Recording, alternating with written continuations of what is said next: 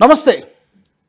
Bharat America మధ్య జరుగుతున్నటువంటి ఈ టారిఫ్ వార్లో తాజాగా ఒక చర్చ జరుగుతోంది. ముఖ్యంగా అమెరికాని వ్యతిరేకిస్తున్నటువంటి దేశాలు ఇది జరగాలని కోరుకుంటున్నాయి. డీడాలరైజేషన్ అంటే డాలర్ ఆధిపత్యాన్ని, అమెరికా ఆధిపత్యాన్ని తగ్గించేటువంటి ప్రయత్నం జరుగుతోంది. అయితే దీని సాధ్యాసాధ్యాలు ఏంటి? ముఖ్యంగా డాలర్ ఆధిపత్యాన్ని తగ్గించాలని చాలా దేశాలు కోరుకుంటున్నాయి. అలాగే మన దేశంలో కూడా రూపాయి విలువ ఇంకా పెరగాల్సినటువంటి అవసరం ఉంది. ఈ అంశాన్ని గురించి కాస్త క్లుప్తంగా విశ్లేషించే ప్రయత్నం చేద్దాం. నాతో ఈ చర్చలో జాయిన్ అవుతున్నారు విశ్లేషకులు వివి రావు గారు. రావు గారు నమస్తే అండి. నమస్కారం. ఈ మధ్యకాలంలో ట్రంప్ అనుసరిస్తున్న వైఖరితో చాలా దేశాలు ఈ ఆలోచనకు వచ్చినట్టుగా ఉన్నాయి. మనం బ్రిక్స్ కరెన్సీ గురించి మాట్లాడుతున్నారు.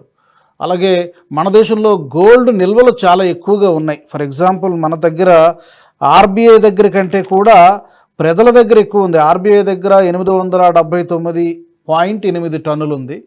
బట్ పబ్లిక్ దగ్గర మాత్రం 25,000 టన్నుల బంగారం ఉంది. నాకు తెలిసి ప్రపంచంలో ఏ దేశంలో కూడా ఇంత బంగారం ఉండదు ప్రజల దగ్గర, పబ్లిక్ దగ్గర.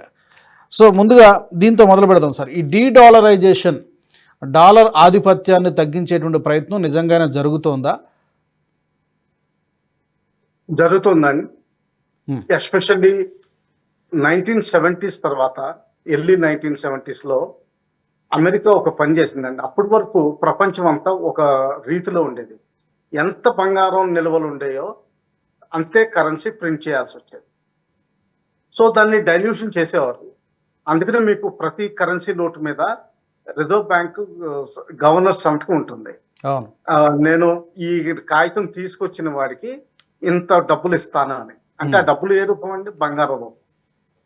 అది డైల్యూట్ చేసినప్పుడు ఏమవుతుందంటే దాని వాల్యూ పడిపోతా వస్తుంది. మన మన్మోహన్ సింగ్ గారి టైంలో 2 సార్లు, అంటే ఆయన ఒక లేట్ 70s లో ఒకసారి, తర్వాత ప్రధానమంత్రిగా ఉన్నప్పుడు కూడా 2 సార్లు ఆయన డైల్యూషన్ చేయడం జరిగింది.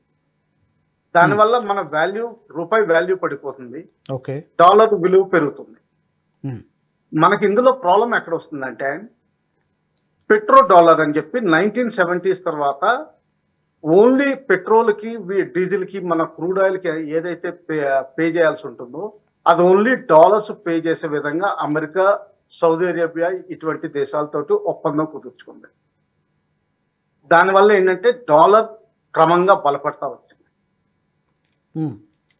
ఇప్పుడు మన దగ్గర ఉన్న బంగారం ఇదికి సరిపడా కరెన్సీ మనం ప్రింట్ చేయాలి. ఈ రోజు రిజర్వ్ బ్యాంక్ జనరల్ గా చెప్పిన స్టాటిస్టిక్స్ ప్రకారం 21,000 లక్షల కరెన్సీ ఇండియాలో సర్క్యులేషన్ అవుతుంది అన్ని కరెన్సీ రూపాల్లో. ఈ కరెన్సీ ఆ బంగారం, మన దగ్గర ఉన్న బంగారం, వాళ్ళ దగ్గర ఉన్న బంగారం నిల్వలతోటి ఈక్వలెంట్ గా ఉండాలి టెక్నికల్ గా. ఈ రోజు రేటు ప్రకారం చూస్తే, బంగారం రేటు ప్రకారం చూస్తే, కానీ అంత లేదు.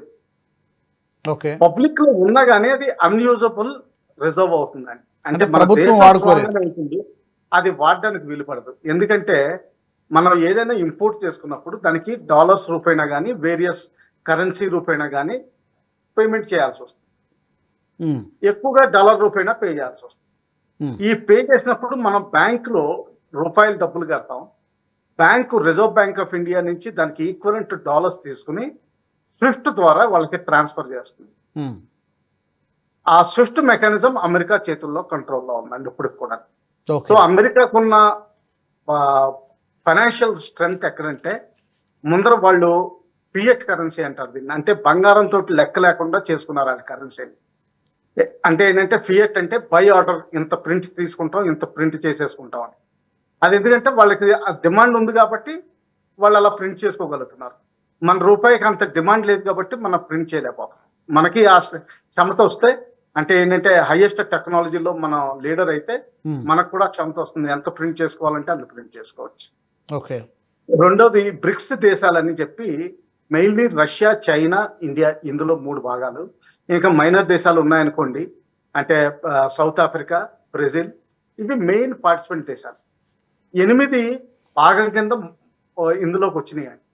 ఇంకొక 30 దేశాలు దీనికి అబ్జర్వర్స్ కింద స్టేటస్ లోనో ఏదో వేరే విధంగా, లేకపోతే మీ బ్రిక్స్ కరెన్సీని మేము యాక్సెప్ట్ చేస్తామన్న స్థితిలోకి వచ్చారు. సో టోటల్ అరౌండ్ 43-44 కంట్రీస్ ఈ బ్రిక్స్ కరెన్సీ యాక్సెప్ట్ చేసే విధంగా ఉన్నారు. కానీ ఇంకా రాలేదు కదా బ్రిక్స్ కరెన్సీ తెచ్చే ప్రతిపాదన రాలేదండి, రిలీజ్ లోకి అవ్వలేదు. అంటే ఏంటంటే ఇప్పుడు ఈ రోజు మనం రష్యా నుంచి కానీ చైనా నుంచి కానీ ఏదైనా ఇంపోర్ట్ తీసుకుంటే రష్యా అయితే రూపాయలు యాక్సెప్ట్ చేస్తుంది, చైనా అయితే డాలర్స్ తీసుకుంటుంది, లేకపోతే చైనీస్ కరెన్సీ తీసుకుంటుంది. మన దగ్గర చైనీస్ కరెన్సీ తక్కువ ఉంటుంది, ఎందుకంటే మనం చైనాకి ఎక్స్పోర్ట్ చేయగలిగింది చాలా తక్కువ. సో అలాగే జర్మనీ నుంచి ఇంపోర్ట్ చేసుకుంటే కొంతవరకు వాళ్ళు జర్మన్ కరెన్సీ యాక్సెప్ట్ చేస్తారు, ఫ్రాన్స్ కూడా ఫ్రెంచ్ కరెన్సీ యాక్సెప్ట్ చేస్తుంది, మిగతా వాళ్ళు పౌండ్ యూకే యాక్సెప్ట్ చేస్తుంది, యూరోస్ యూరోప్ యాక్సెప్ట్ చేస్తుంది, మిగతా వాళ్ళందరితోటి బై అండ్ లార్జ్ వాళ్ళు డాలర్సే అడుగుతారు. సో ఈ విధంగా డాలర్ ని తీయడం కష్టం అవుతుంది. కానీ ఇప్పుడు మనం ప్రస్తుతం రష్యా నుంచి ఆయిల్ ఎక్కువ ఇంపోర్ట్ చేసుకుంటున్నాం, మనం రూపీస్ లో పే చేస్తాం. అందువల్ల ఏంటంటే కొంతవరకు దాన్ని మిటిగేట్ చేసాం. దీన్ని మిటిగేట్ చేయాలంటే చైనా ఇప్పుడు నిన్న మొన్న అయిన షాంఘై కోఆపరేషన్ ఆర్గనైజేషన్ లో చైనా, ఇండియా, రష్యా బాగా కలిసి వచ్చినాయి. ఈ మూడు నిజంగా అనుకుంటే బ్రిక్స్ కరెన్సీ ఇంట్రొడ్యూస్ చేయగలం. ఆ బ్రిక్స్ కరెన్సీకి ఏంటంటే ఇప్పుడున్న 40-45 దేశాల యాక్సెప్టెన్స్ దాదాపు 85 to 100 దేశాలు, అంటే పెద్ద దేశాలు ఏవైతే ఉన్నాయో ప్రపంచంలో 185 దేశాల్లో ఇవన్నీ యాక్సెప్ట్ చేయడం మొదలు పెడితే మనం సక్సెస్ఫుల్ అయినట్టే లెక్క. అందుకే ట్రంప్ చాలా తీవ్రంగా వ్యతిరేకిస్తున్నాడు కదా, దేశాలను వ్యతిరేకిస్తున్నాడు, బ్రిక్స్ కరెన్సీ అంటే మండిపడుతున్నాడు. ఎగ్జాక్ట్లీ అండి, వాళ్ళ డాలర్ ఆ పై చైన్ ఉన్నప్పుడే వాళ్ళకి వాల్యూ పెరుగుతుంది. ఇప్పుడు మన డాలర్ రేటు లాస్ట్ 1 week లో 27th ఆగస్టు తర్వాత విపరీతంగా పడిపోవడం మొదలుపెట్టింది. అది ఎందుకు పడిపోతుందంటే మనకి ఎడిషనల్ టారిఫ్స్ ఇంపోజ్ అయినాయి. ఎడిషనల్ టారిఫ్స్ ఇంపోజ్ అవుతుంటే బ్యాలెన్స్ ఆఫ్ ట్రేడ్ ఇంకా దెబ్బతింది. అంటే మన ఎక్స్పోర్ట్ ఇప్పుడు వరకు ఏదో కొంత ఎక్స్పోర్ట్ చేయగలుగుతున్నాం, అది కూడా తక్కువైపోయింది. అంటే ఏంటంటే మనకు వచ్చే డాలర్స్ తక్కువైపోయినాయి. అంటే మన ఇండియాలో ఫారిన్ నిల్వలు సేమ్ లెవెల్లో రిప్లెనిష్ అవ్వవు. అంటే ఆ చెరువులో అంటే రిపబ్లిక్ ఆర్బీఐ ఒక చెరువు కింద అనుకుంటే ఆ చెరువులో ఉన్న నీళ్లు తగ్గిపోతా వస్తున్నాయి తప్పితే గానీ తిరిగి పుష్కలంగా నిండట్లేదు. అలాగే ప్రవాస భారతీయులు అమెరికాలో ఉన్న వాళ్ళు మనకి డాలర్స్ పంపించేది ఉంటుంది. దాని మీద కూడా ట్రంప్ గారు ట్యాక్స్ వేస్తానంటున్నారు. వాళ్ళు ఎప్పుడైతే ట్యాక్స్ వేయడం మొదలు పెడతారో మనకి డాలర్స్ రావడం తగ్గిపోతుంది. సో దీనివల్ల ఆ చెరువులో నీళ్లు మరింత తగ్గిపోతాయి. మూడోది ఏంటంటే ఫారిన్ ఇన్స్టిట్యూషనల్ ఇన్వెస్టర్స్ అంటారు. అంటే ఫారిన్ నుంచి వచ్చి కంపెనీస్ మన దేశంలో కంపెనీస్ లో డబ్బులు పెట్టి లాభాలు తీసుకోవాలని చూస్తారు. Especially pension funds, government funds ఇవి ఎక్కువ వాడతారు. మ్యూచువల్ ఫండ్స్ వీళ్ళందరూ ఎక్కువ ఇన్వెస్ట్ చేస్తారు పెద్ద పెద్ద అమౌంట్స్ లో. లాస్ట్ 1 month లోను దాదాపు 2 లక్షల కోట్ల ఎఫ్ఐ కరెన్సీ వాళ్ళు వెనక్కి తీసుకోవడం, విత్డ్రా చేయడం జరిగింది. దీనివల్ల కూడా మనకు వచ్చే డాలర్స్ తగ్గిపోతున్నాయి. సో ఆ విధంగా ఏంటంటే మనకి అన్ని విధాల వాళ్ళు తగ్గించాలని చూస్తున్నారు. ఇప్పుడు అదే అమెరికాలో ఈ రోజు నిన్న రేట్ ప్రకారం చూస్తే యావరేజ్ బ్యాంక్ ఈల్డ్ ఏంటంటే 4.6% ఉన్నాయి. అక్కడ మన బ్యాంక్ లో ఫిక్స్డ్ డిపాజిట్ చేస్తే అమెరికాలో 4.6 వస్తుంది. అది మన ఇండియాలో జనరల్ గా 6.5-6 మధ్యలో ఉంది. సో మన ఇండియాలో ఫిక్స్డ్ డిపాజిట్ చేయడం ప్రపంచంలో ఎవరికైనా తెలివైన పని, అమెరికాలో పెట్టే కానీ. అదే కనుక ఇప్పుడు అమెరికా ఏమాత్రం పావలా గానీ ₹1 గానీ పెంచితే ఈ మనీ ఇండియాలో పెట్టే మిగతా డబ్బులు కూడా వెనక్కి వెళ్ళిపోతాయండి. సో ఆ విధంగా దెబ్బతీయాలని చూస్తున్నారు. అయితే ఇప్పుడు సింపుల్గా సామాన్యులకు అర్థమయ్యేలాగా డాలర్ మీద డిపెండెన్సీ ఆధారపడడం తగ్గించడము, అట్ ద సేమ్ టైం రూపాయి విలువ పెరగడము జరగాలంటే బేసిక్గా జరగాల్సిందేంటి? జరగాల్సింది ఏంటంటే మనం హై క్వాలిటీ గూడ్స్ ఎక్స్పోర్ట్ చేయడం మొదలు పెట్టాలి. ప్రస్తుతానికి ఈ సంవత్సరం ఒకటి జరుగుతుంది.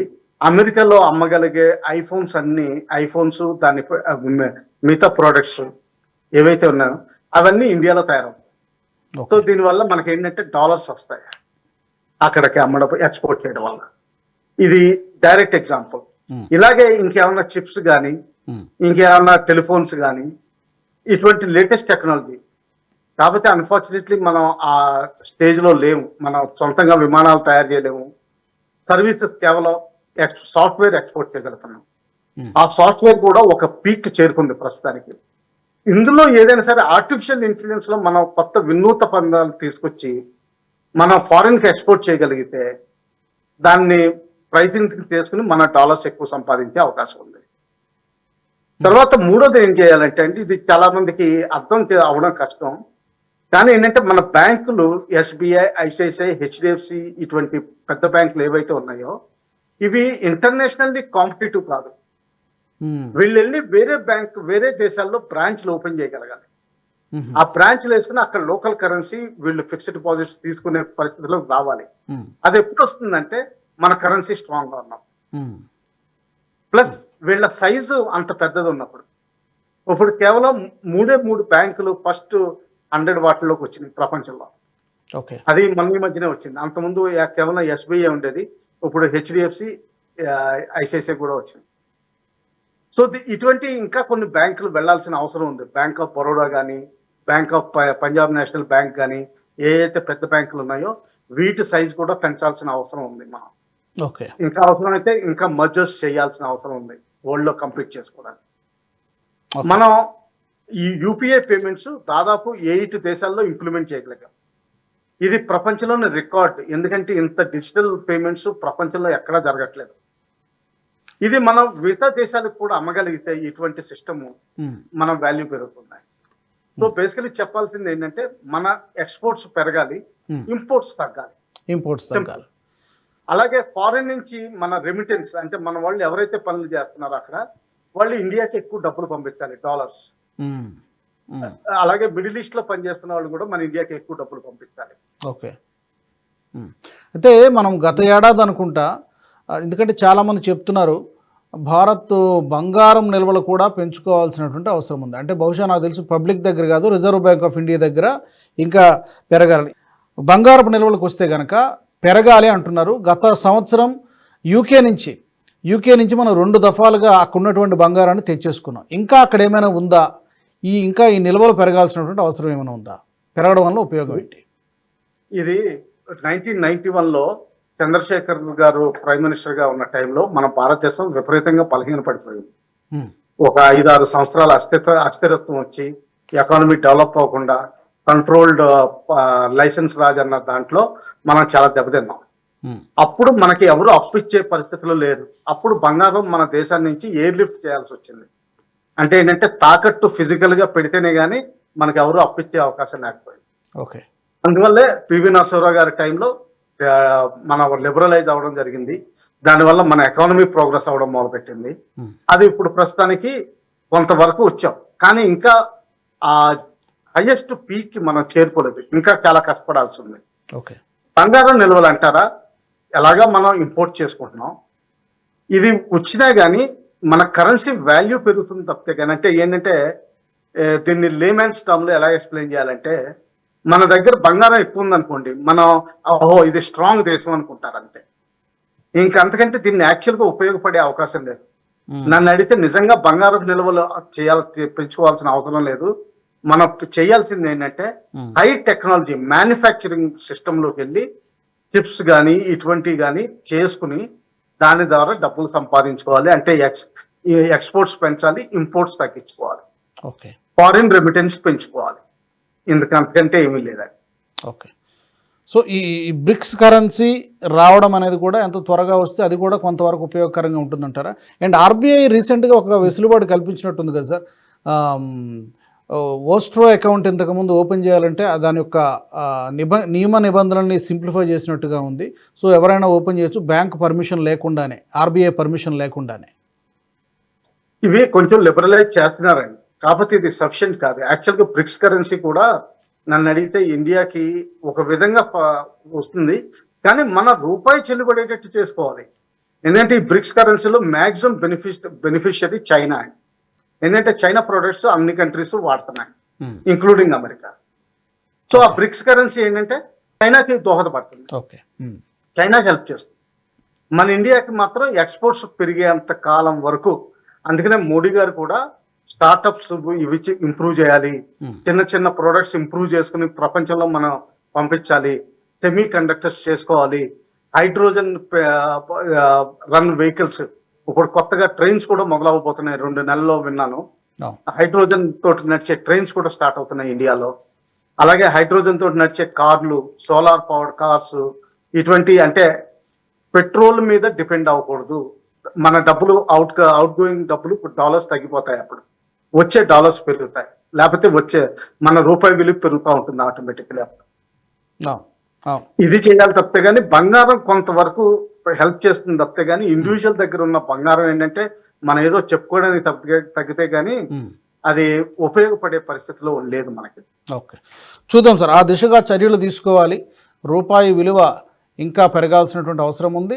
డాలర్ ఆధిపత్యాన్ని కూడా చెక్ పెట్టాల్సినటువంటి అవసరం ఉంది. ఆ దిశగా భారత ప్రభుత్వం చేయాల్సినటువంటి అన్నీ కూడా చేయాలని కోరుకుందాం. అంతర్జాతీయ స్థాయిలో మనం ఆర్థిక రంగంలో ఇంకా మునుముందుకు అడుగులు వేయాలని కోరుకుందాం. థ్యాంక్ యూ వెరీ మచ్ రావు గారు, ధన్యవాదాలు. మరి ఈ అంశానికి సంబంధించి మీ యొక్క అభిప్రాయాలు కూడా తెలియజేయచ్చు. అలాగే మా Nationalist hub group of channels నుంచి ఇంకా ఎలాంటి అంశాలను మీరు కోరుకుంటున్నారో కూడా మీరు కామెంట్ సెక్షన్లో మాకు చెప్పచ్చు. ఈ వీడియో మీకు నచ్చినట్టయితే లైక్ చేయండి, షేర్ చేయండి, బెల్ బటన్పై క్లిక్ చేయండి. జై హింద్. ఈ వీడియో మీకు నచ్చినట్టయితే లైక్ చేయండి, 10 మందికి షేర్ చేయండి. అలాగే కామెంట్ల రూపంలో మీ అభిప్రాయాలను మాతో పంచుకోండి. Nationalist hub group of channels ను సబ్స్క్రైబ్ చేసుకుని తెలుగునాట జాతీయవాద జర్నలిజాన్ని ప్రోత్సహించండి. ఈ వీడియో కింద ఉన్న బెల్ ఐకాన్ పై క్లిక్ చేయడం మర్చిపోవద్దు.